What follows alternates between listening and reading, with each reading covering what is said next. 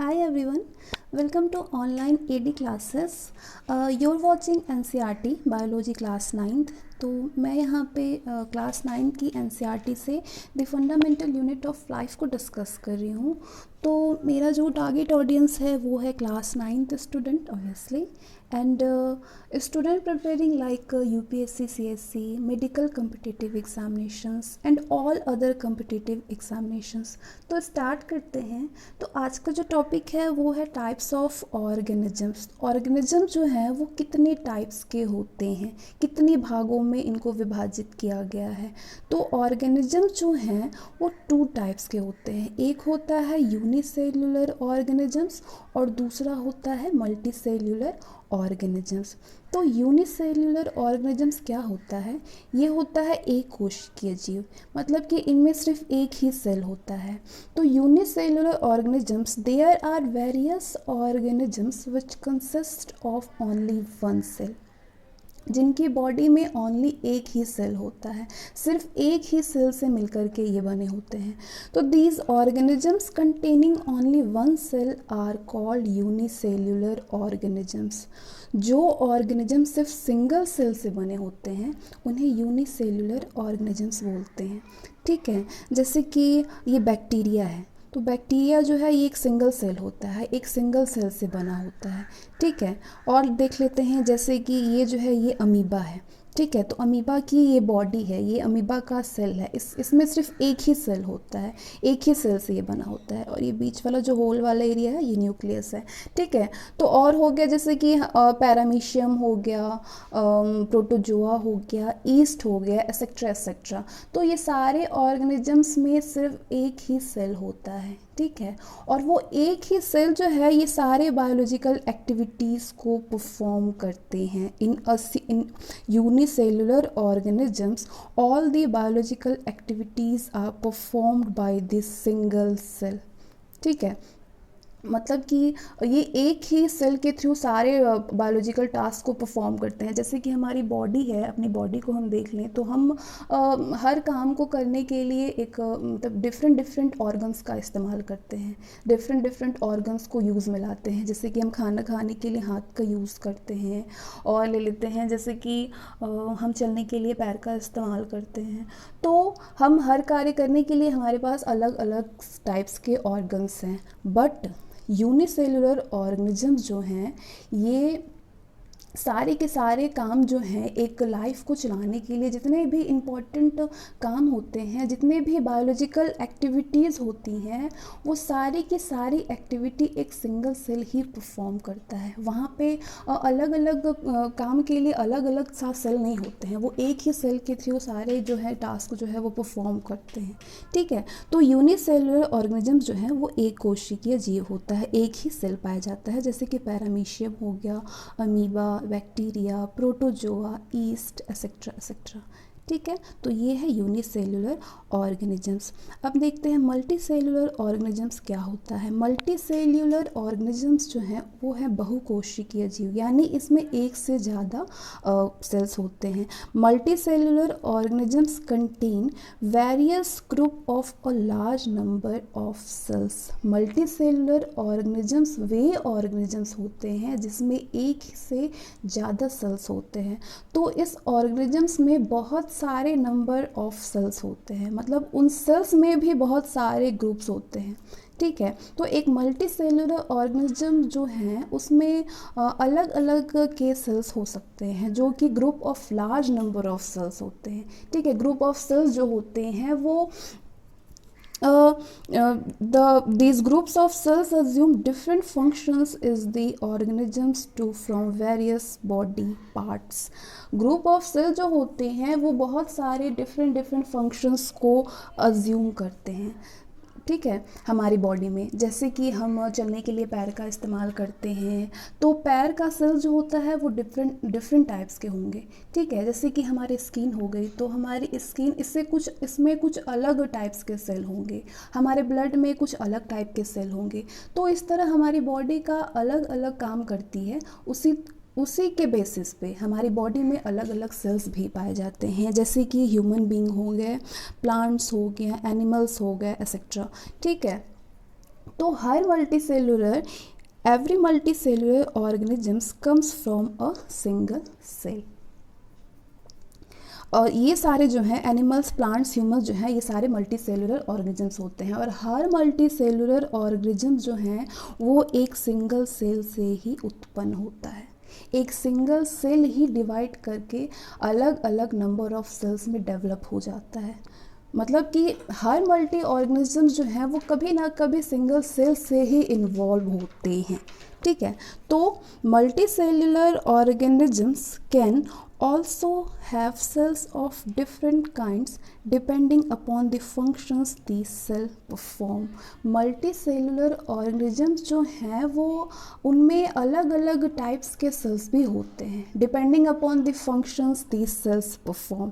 ठीक है, तो जैसे कि ह्यूमन सेल्स को कंसिडर किया जाए तो इसमें क्या होता है, the shape and size of cells are related to the specific functions they perform. Human cells को अगर हम ले लें तो जैसे कि ये हो गया न्यूरॉन हो गया, ठीक है, ये थोड़ा ऐसे ऐसे निकला होता है लीफ टाइप का, तो ये हो गया न्यूरॉन, ये हो गया, और इसमें से ये सारे जो ये पार्टिकल्स निकलते हैं, और ये हो गया रेड ब्लड सेल्स हो गया, और एक ये जो होता है इस तरीके से ये हो गया स्मूथ मसल सेल्स, और ये हो गया वाइट ब्लड सेल्स। ठीक है, तो इस तरह हमारी बॉडी में जो टास्क परफॉर्म करते हैं उतने ही प्रकार के सेल्स भी हमारी बॉडी में पाए जाते हैं। ठीक है, तो ये है हमारा सेल्स। और ठीक है, अब हम पढ़ेंगे फंक्शंस ऑफ सेल्स। तो मतलब कि ये फंक्शंस परफॉर्म कैसे करते हैं। ठीक है, the cell have the capacity to perform basic functions which are characteristic of all living forms. We know that कि cells small units of life है और ये अलग अलग टास्क परफॉर्म करता है जो कि हमारी लाइफ के लिए इम्पॉर्टेंट होता है। तो ये जो टास्क है वो कैसे परफॉर्म करता है, how do they perform these functions. There is a division of functions within a cell. A cell contains certain specific components within it which are known as cell organelles. तो there is a division of functions within a cell. इसके लिए जो cell होता है उसके अंदर एक division of cell होता है, क्योंकि एक सेल जो है वो बहुत सारे परफॉर्म करता है। सेल अंदर ही अपने काम को डिवाइड कर देता है। ठीक है, तो मतलब क्योंकि each cell certain specific components with it which are known as cell organelles. इसके अंदर छोटे छोटे कंपोनेंट्स होते हैं जिन्हें कि सेल ऑर्गेनल्स कहते हैं। तो सेल के अंदर अलग अलग टाइप्स के छोटे छोटे कंपोनेंट्स होते हैं। इस छोटे छोटे कंपोनेंट्स को हम सेल ऑर्गेनल्स बोलते हैं। और जो सेल ऑर्गेनल्स होता है वो खुद को डिवाइड कर देते हैं। All cells, these cells organelles together constitute the basic unit of life called cells। अगर हम देखें फॉर एग्ज़ाम्पल,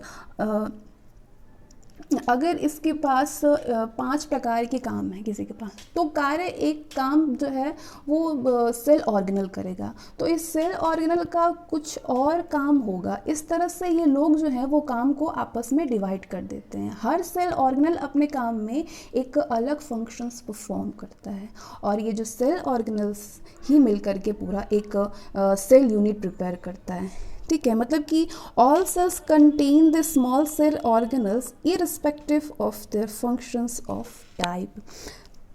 जितने भी सेल होते हैं उनमें सेम तरह के सेल ऑर्गेनल पाए जाते हैं। ये डिपेंड नहीं करता कि वो क्या फंक्शंस परफॉर्म कर रहे हैं, क्या कैसे परफॉर्म कर रहे हैं, तो वो एक से ही मिलके बना होता है। तो ये सारा जो हमने डिस्कस किया वो सारे सेल ऑर्गेनल्स थे और सेल था। तो सेल में हमने क्या पढ़ा था कि जो सेल होता है वो एक फंडामेंटल बिल्डिंग ब्लॉक होता है, fundamental building of all living होता है, block of all living organism. कोई भी लिविंग ऑर्गेनिज्म जो है उसकी जो सबसे छोटी यूनिट होती है, सबसे छोटी जो इकाई होती है वो होता है सेल। और स्मॉलेस्ट यूनिट ऑफ लाइफ है जो कि बायोलॉजिकल और केमिकल फंक्शंस परफॉर्म करता है, जिसकी वजह से हमारी लाइफ जो है वो पॉसिबल हो पाती है। हम जो भी करते हैं वो सबसे छोटे लेवल पे ये सेल की मतलब जो छोटे लेवल पे जो ये सेल है वो परफॉर्म करते हैं। तो उसके बाद ही हम कोई भी एक्टिविटी कर पाते हैं। सेल जो है वो स्ट्रक्चरल भी है और फंक्शनल यूनिट ऑफ लाइफ भी है। स्ट्रक्चरल इसलिए क्योंकि हमारी लाइफ का सबसे छोटा हिस्सा, हमारी जो बॉडी है उसका सबसे छोटा जो हिस्सा है वो सेल होता है। और फंक्शनल यूनिट इसलिए क्योंकि हमारी बॉडी में जो भी वर्क करते हैं वो माइक्रोस्कोपिक लेवल पे सेल्स के एक्टिविटीज़ के कारण ही पॉसिबल हो पाता है, इसलिए फंक्शनल यूनिट ऑफ लाइफ भी होता है, लाइफ भी इसको बोलते हैं। तो ये था हमारा सेल के बारे में हमने डिस्कस कर लिया, और कितने प्रकार के ऑर्गेनिजम्स होते हैं वो सारे हमने डिस्कस कर लिए। अब हम डिस्कस करेंगे structure of a cell. Almost every cell possesses three key features which are responsible for different activities inside the cell and its interaction with the surrounding medium। तो किसी भी स्ट्रक्चर ऑफ सेल्स में 3 प्रकार के feature जो है वो present होते हैं, जिसकी वजह से सेल जो है वो डिफरेंट एक्टिविटीज़ परफॉर्म कर पाता है, अपने सराउंडिंग मीडियम के साथ इंटरेक्ट कर पाता है। ठीक है, तो ये जो होता है ये है प्लाज्मा हो गया, प्लाज्मा मेम्ब्रेन, इसको सेल मेम्ब्रेन भी बोलते हैं। ये है साइटोप्लाज्म और ये है न्यूक्लियस। प्लाज्मा मेम्ब्रेन, ये 3 फीचर्स बहुत ही इंपॉर्टेंट होते हैं किसी भी सेल में। तो ये जो सेल मेम्ब्रेन है, प्लाज्मा मेम्ब्रेन और साइटोप्लाज्म और ये न्यूक्लियस, इसके बारे में मैं नेक्स्ट वीडियो में डिस्कस करूँगी। तो ये था हमारा सेल और सेल ऑर्गेनिजम्स। कितने टाइप्स के ऑर्गेनिजम्स होते हैं, टाइप्स ऑफ ऑर्गेनिजम्स। तो there are 2 kinds of organisms on the basis of cells. ठीक है, तो ये सारे थे जो यूनिसेलुलर थे और ये मल्टीसेलुलर थे। तो अगर आपको क्लियर हुआ हो, सारी कॉन्सेप्ट अगर क्लियर आपका हुआ हो, तो please like, share and subscribe. Till